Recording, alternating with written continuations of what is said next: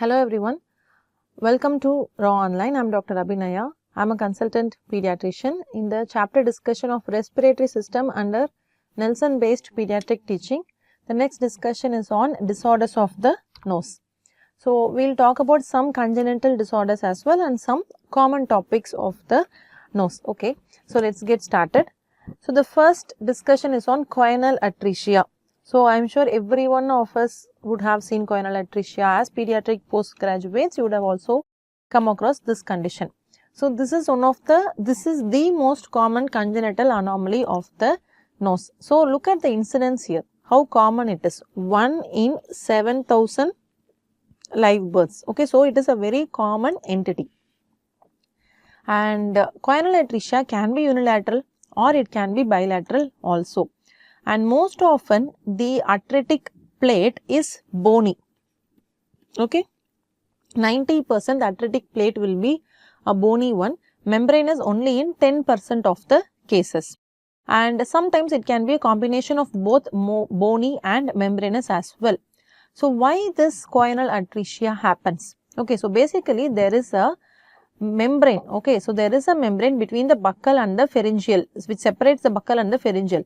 So, this buccopharyngeal membrane, if it persists, so that can cause choanal atresia, or there is one another membrane that is stored. All these are embryological ones, okay, embryological structures which fails to rupture. So, the choanal atresia unilateral is more common and it is quite common in girls. Okay, so unilateral is more common and it is common in girls.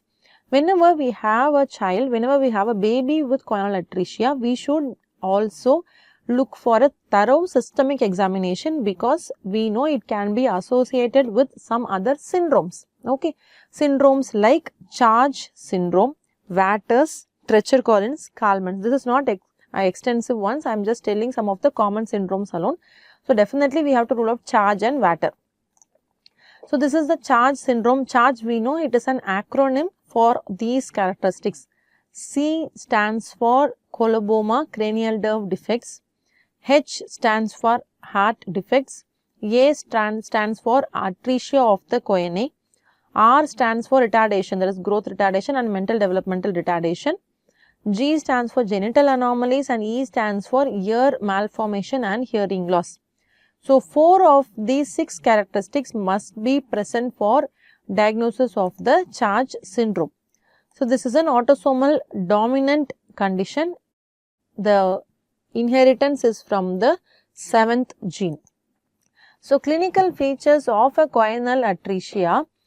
So, newborns we know they have a variable ability to breathe through their mouth. Not every baby will behave equally. Okay. So, in case there is a bilateral choanal atresia and the baby is not able to breathe through the mouth, the baby will have a cyclical cyanosis. Okay. So, what happens when the nasal obstruction happens? So, when there is a bilateral choanal atresia, when there is an obstruction, the baby is not able to mouth breathe. So, he will make vigorous efforts to take breath. Okay. Because there is an obstruction, he will take vigorous efforts to inspire. In such moments, they will develop a cyanosis, they will cry. So, when the baby start crying, they will take the air through their mouth, it will relieve the cyanosis and then they become calmer. Again, this cycle will repeat. So, this is called as a cyclical cyanosis. If it is a unilateral obstruction, it is asymptomatic for a long time. Until we put a catheter and see, we will not be able to identify. So, every baby when they are born, we have to always check for choanal atresia because it is a very common occurrence. Okay.